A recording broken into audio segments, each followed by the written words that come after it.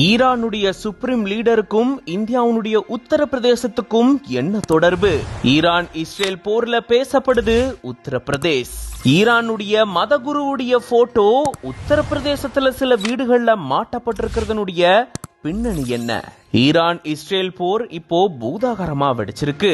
ரொம்ப நாட்களாகவே இரு நாடுகளுக்கு இடையில கடும் போர் நிலவிட்டு வரக்கூடிய சூழல்ல சமீப காலமாகவே இந்த போரானது சூடு பிடிச்சிருக்கு.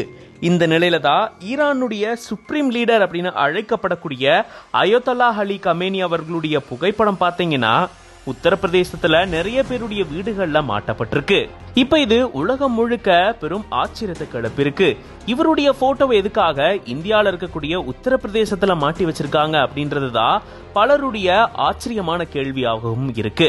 இதுக்கு காரணம் பாத்தீங்கன்னா ஈரானுடைய சுப்ரீம் லீடர்னு சொல்லப்படக்கூடிய இவருடைய பூர்வீகமே இந்தியா தான் அப்படின்னு சொல்றாங்க.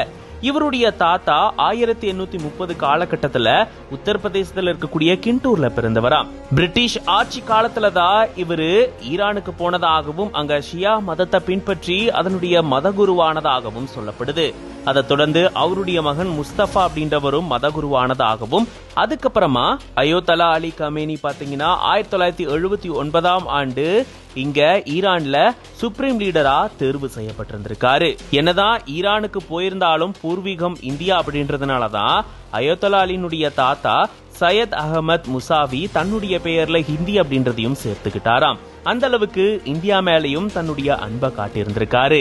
இன்னைக்கு ஈரானுடைய சுப்ரீம் லீடரா இருக்கக்கூடிய இவருடைய பூர்வீகமே இந்தியா தானாம். அவருடைய சொந்தக்காரங்க தான் நிறைய பேர் உத்தரப்பிரதேசத்துல அவருடைய போட்டோவை தங்களுடைய வீடுகள்ல மாட்டி வச்சிருக்காங்களாம். இதுதான் உலகம் முழுக்க இருக்க பல பேரையும் ஆச்சரியத்துல ஆழ்த்திருக்கு. இவ்வளவு பெரிய நாட்டினுடைய சுப்ரீம் லீடர்னுடைய பூர்வீகம் இந்தியா அப்படின்னு பல பேரும் ஆச்சரியப்பட்டிருக்காங்க. இது பத்தின உங்களுடைய கருத்துக்களை கமெண்ட்ஸ்ல சொல்லுங்க. For more updates follow Flix9. For spiritual contents follow Flix9 Divine. மேம்படுத்தப்பட்ட சமூக பொருளாதார வளர்ச்சி அடைய மக்களுக்கு வழிகாட்டுவதே மக்கள் நீதி மையத்தின் முதன்மை பணி.